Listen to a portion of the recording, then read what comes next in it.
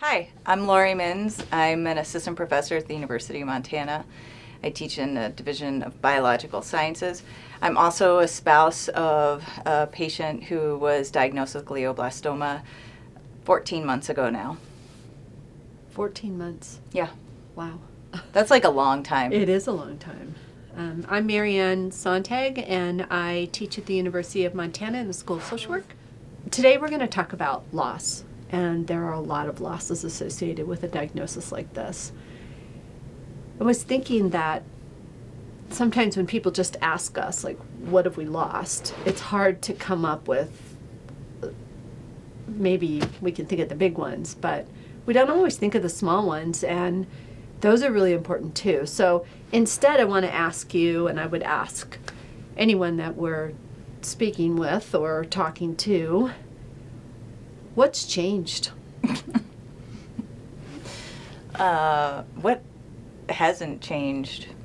So, Which is another question that we should ask. okay. But let's start with what's changed. What's changed? It really feels like almost everything has changed.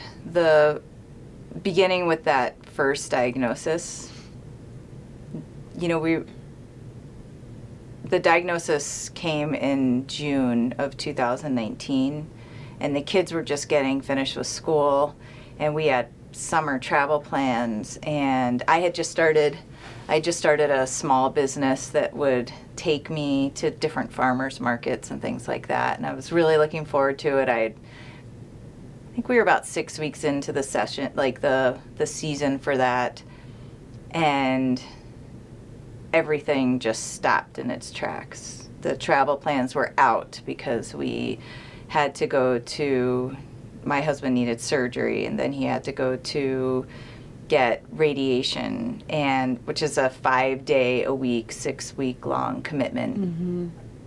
And those are kind of the immediate changes, but then also you learn about what this diagnosis means, and all those plans for the future that you had, those are gone. So the loss of plans, both short-term, intermediate plans, but long-term as well, the whole future is just not what you envisioned. That's all changed. No, because that wasn't the plan. The plan was not to, stop everything and focus 100% on this, trying to fight this cancer, or maximize the good time that he has. So that's been hard. And the loss too of the really obvious one, loss of health, loss of time. Yeah. Loss of vacation, all of those things. What else? So in addition to those things, which are kind of the immediate, like, oh, there goes our summer vacation. There goes my plan for my business. There goes my husband's health. Wait, there goes our entire future together. Mm-hmm. There goes the plan. Yeah. Poof. Yeah. Those things that you work your whole life for. We had just bought our house 3 years prior and had, actually, strangely enough, we were in the middle of a kitchen remodel when this was going on. And our kitchen was not functional at all. But this is the first time we had done kind of a big remodel of this magnitude. And if under normal circumstances, it takes a lot to come to a common ground on the things that you both like. And that immediately was just, it screeched to a halt because you had to change your lane. Yeah, you definitely did. So then kitchen remodel. Well, except that there were some immediate problems because we still needed to be able to feed ourselves, and we had no water hooked up. And that is a problem. But we got those things figured out. But, kind of this future of, that kitchen really symbolized the important parts of who we are. And in our family, I love to cook, and my husband always loved to cook. And we designed this kitchen so our family would gather in the kitchen together, and that there would be, multiple places. It was very designed to work for us and our future and our present. And then when very kind of symbolically that ended, and now I look around in this kitchen and I think, wow, it's really, it's a great, beautiful space, but that joy that comes from being together, and that promise that I had in my mind, that thought in my mind that I had, that we would be making these wonderful meals together, and that this was going to be the heart of our home, those kind of vanished pretty quickly. When you're talking, I'm thinking, it's like hopes, the hopes and wishes and dreams that you had, just, they vanished, they're gone.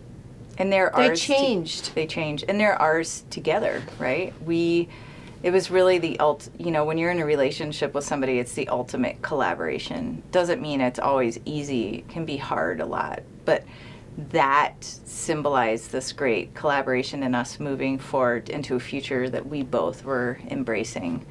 And then in an instant, it just changed.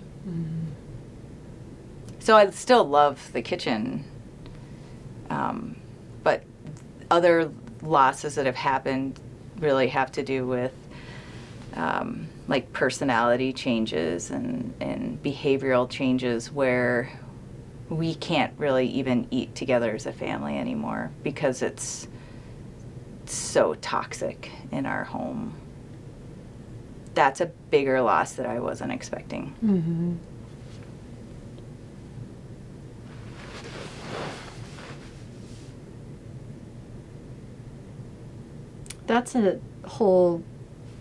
That's a really interesting avenue to think about, the expected losses that the diagnosis would suggest, that loss of health and loss of time, loss of the future.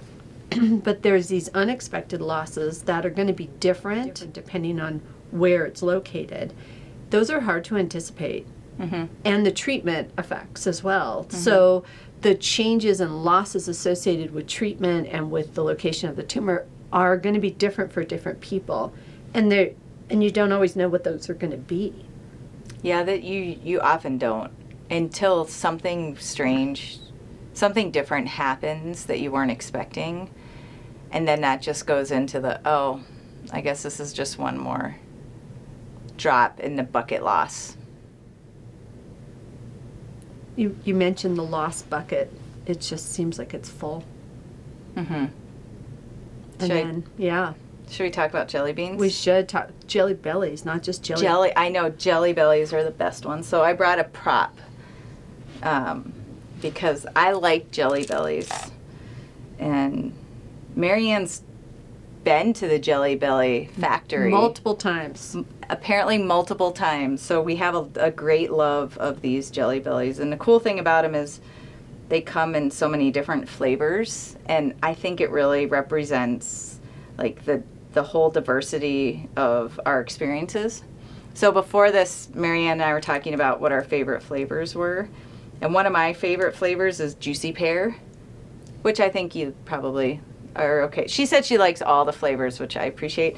But her favorite flavor was popcorn, buttered popcorn, which is that's not my favorite. Well, then we're a great team. Right, you can have all my buttered popcorn ones.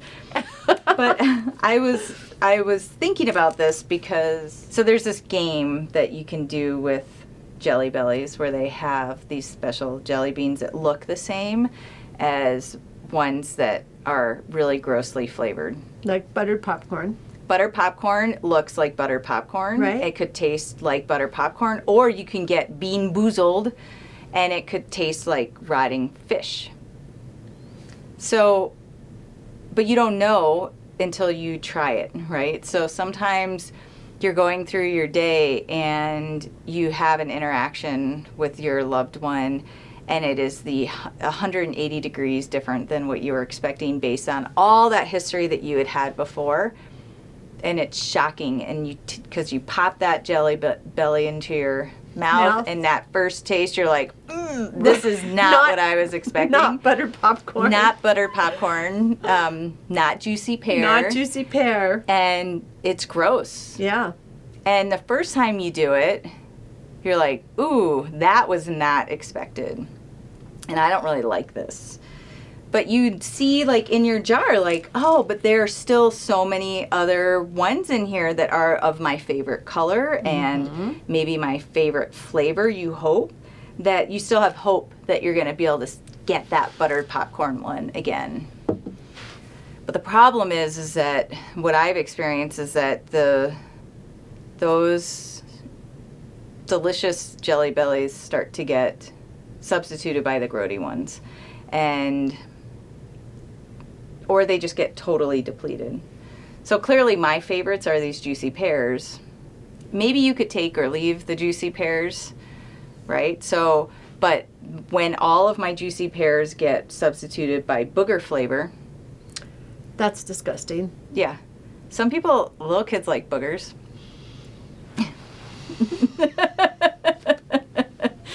I bet my 7-year-old would still eat the booger flavor one and be like, that's delicious. I'm gonna throw up. Okay. That's how I feel about popcorn flavor under a normal day.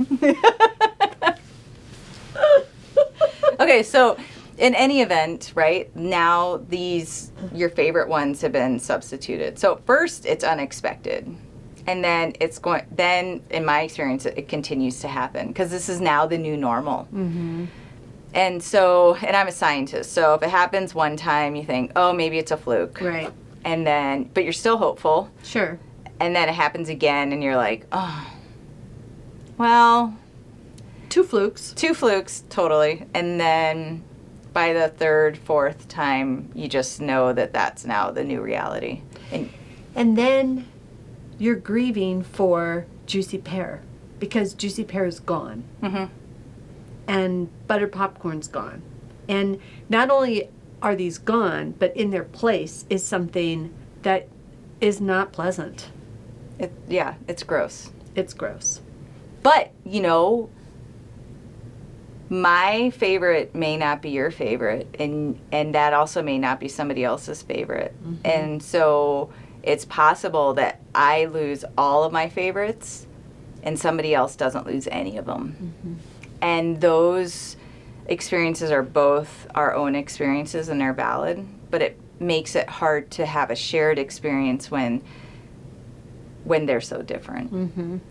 But they're both losses and we're both grieving those losses. Like maybe I don't actually care much about any other flavor in all of the Jelly Bellies, and the only time I go to Jelly Bellies is for the juicy pear. That means that my loss for me is giant. And the buttered popcorn, I don't get to have buttered popcorn anymore because every time I bite into one, it's boogers and makes me throw up. So I stop going after anything that looks like buttered popcorn. However, I love them all. So there's like 48 other flavors that you love. I'm perfectly fine. It's like a minor thing that I had to give up the buttered popcorn. Totally fine. I love the strawberry. Bring on the licorice, whatever. And that's awesome for you. And for me, it's important that I acknowledge that that's really great for you. But I think for for the other people who are grieving, it would be helpful if other people could acknowledge that my experiences are different. Yes. And that my experience of the Jelly Bellies is just mine. Mm-hmm. And I think sometimes we forget that. Like, that's just my experience. And you're having a different one. And so the response to yours needs to match your experience, not my experience. Right? And I think that's really important in a family.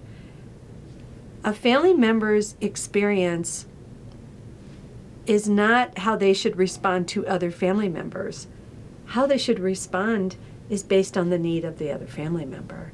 And what do the losses look like for that family member? Is it, I can never have Jelly Bellies again?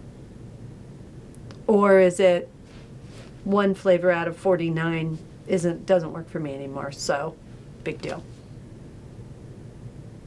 And that speaks to communication. Like, I can't know that about you and the juicy pear unless we talk about it. Yeah. Like, I have to hear that from you. I can't just assume that I know what this means. And I think that we have to be able to acknowledge, we have to be able to hear it from other people. Yeah. And not like, oh, come on, Lori. There's all those other flavors. What? Yeah. That, come on. So there's no more juicy pears. Look at all the other ones. Like, no. Because that's a loss. That's a loss, too. You don't get my empathy and understanding about your loss. There's so many losses. I'm just like, I'm kind of overwhelmed just thinking about it. And I can't imagine living it, to be honest. That's a lot. I could use jelly bellies, but I'll use my little soldiers, right? Right. So you have 100 little soldiers, and those 100 little soldiers help you manage your life every day. So it takes 5 to go to the dry cleaners.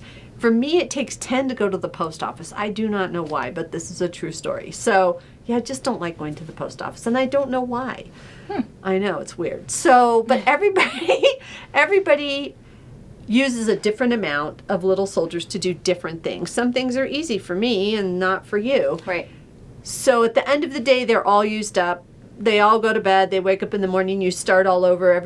All your little soldiers are cheerful and happy and ready to take on the day. But you only have 100, and you can't make more, right? So you already were using 100 little soldiers before the brain tumor showed up. And once the brain tumor showed up, how many of those little soldiers got diverted to brain tumor land, right? A lot. A lot. Like Most. probably 80 or 90, right?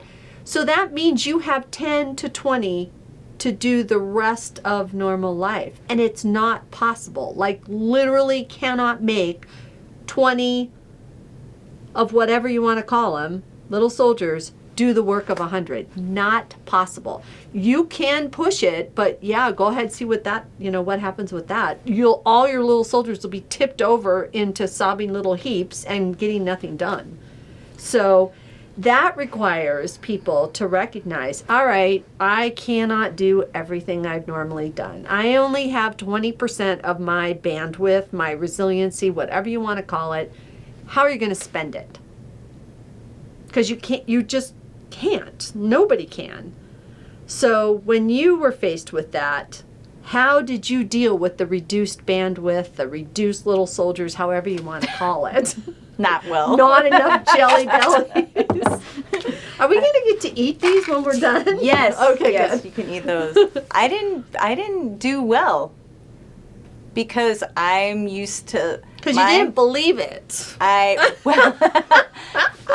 thought that I could make more soldiers. Yeah. If I just tried harder. If I just tried harder, and then it turns out, no.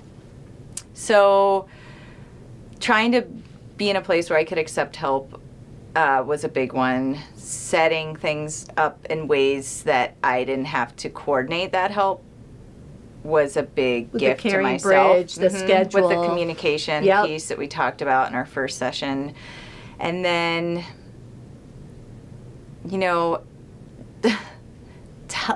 being clear that I finally got to the point where I was like, I just can't.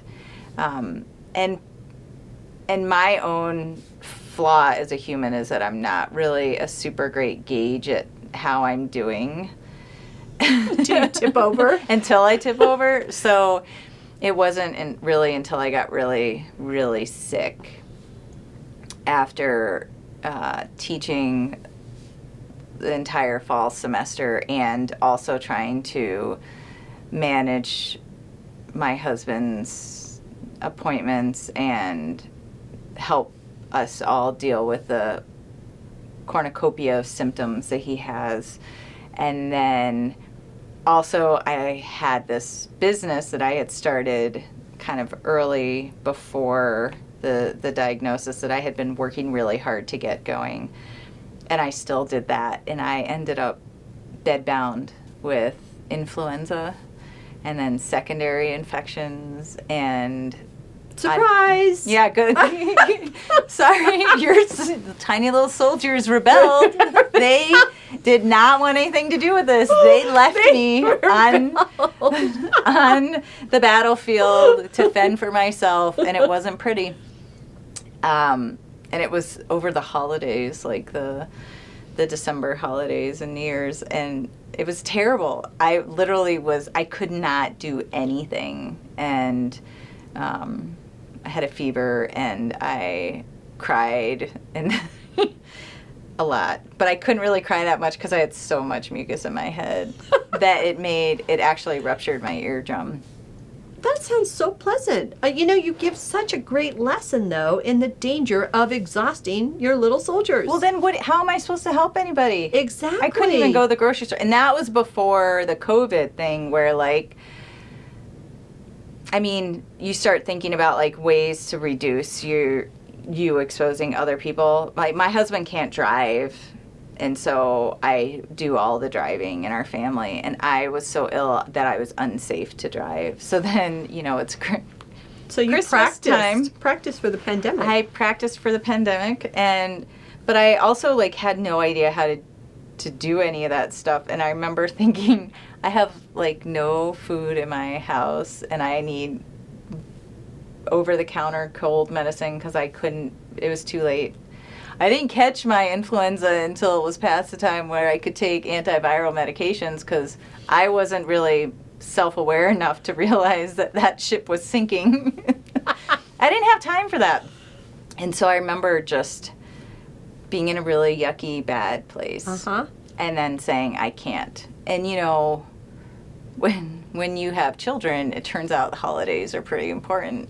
And traditions are important. And Santa didn't actually show up with all the presents. Santa did not show up with the presents. And we had to send an SOS to Santa to say, we're going to have to delay this for a few days.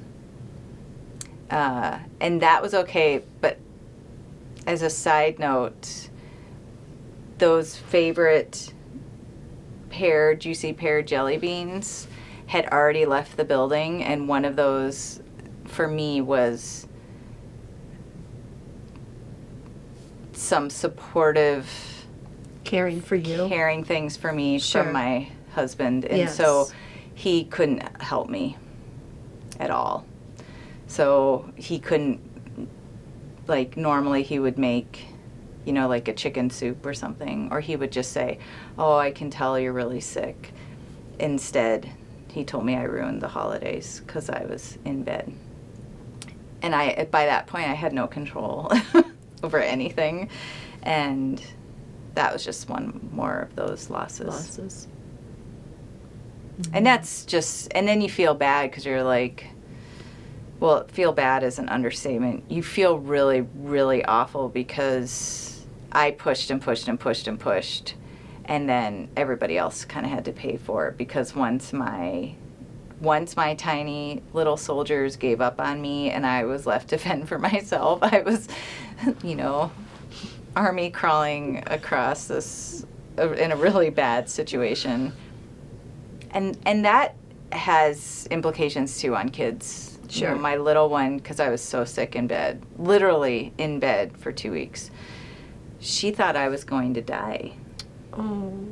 And so then she got even more scared because she already knows that her daddy has this incurable brain tumor. Oh, and gosh. she was saying, are you going to die now? Oh, no. And talk about motivation to take care Yes. of yourself. Yes. So I'm not great at it, but I'm trying. You're better. I'm better.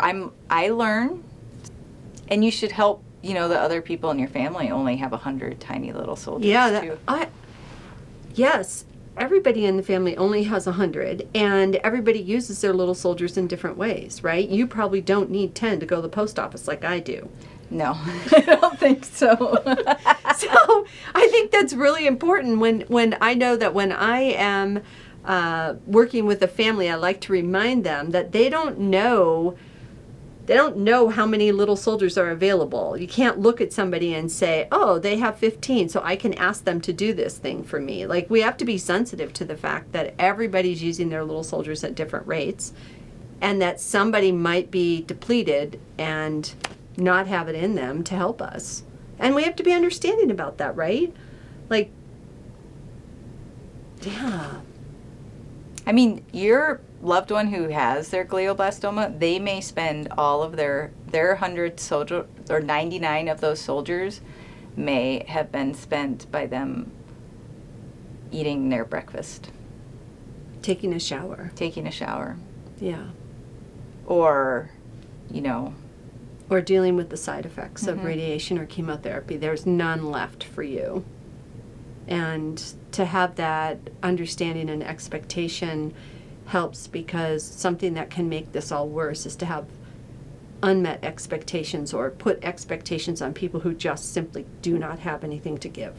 They have no juicy pears left. And continuing to say, could I please have a juicy pear? Could I please have a juicy pear? Is so frustrating for everybody. And to just accept the reality, like, no juicy pears. It's incredibly sad, but I think somehow it makes it worse to continue to hope and dream about juicy pears when what you have is, I'm sorry, buttered popcorn. Which is good for you, not so much for me. So we've talked about how there's so many changes and so many losses that happen when there's a diagnosis of glioblastoma in a family or a community, and that those are hard to live with, and that they get layered on top of normal life, and that means that normal life just can't be normal anymore. And that there are certain things that we can do that can make a difference, including dialing back and just understanding that we do not have our usual resources, and we can't do our usual things. And so we have to figure out what things do we do and what things don't we do, and what can we farm out to people. The thing that I would like to talk about next is, what does it look like to be grieving all these losses? What is that experience of grief? Because it's not just something that happens after somebody dies. It's something that happens when we've had to let go of things that we love, that we care about.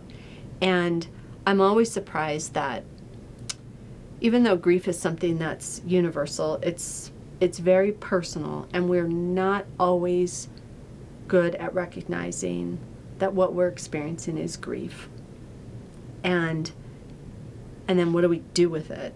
If I can acknowledge that, yes, I'm grieving, then what do we do with it? And so I'm hoping we can talk next time about, what does grief look like? What's the experience of grief? And what do I do with all this grief? Because there's a lot of it.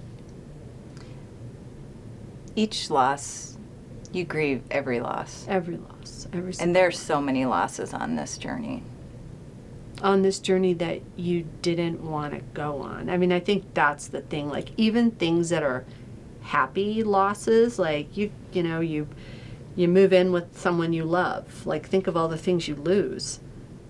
And yet when you are forced to do something that you didn't, here you are on this journey, all these losses, and you didn't even choose it. I don't know, it's somehow so much worse. And so many are invisible. So many are invisible. So we talked about invisible symptoms before, but a lot of the losses are invisible. Right, and so that means they're what we call disenfranchised losses, which are losses that don't get the social recognition and support that another kind of loss would. And so, yeah, let's talk about that. And what does the grief look like when you're walking through the world with all these invisible wounds and you're not getting the recognition for that and the support? So that's our next topic. Sounds good. Yeah. Thank you for joining us. We hope it was helpful. We sure do. And if you have comments or questions, we would love to hear from you. Absolutely. Thank you. Thank you.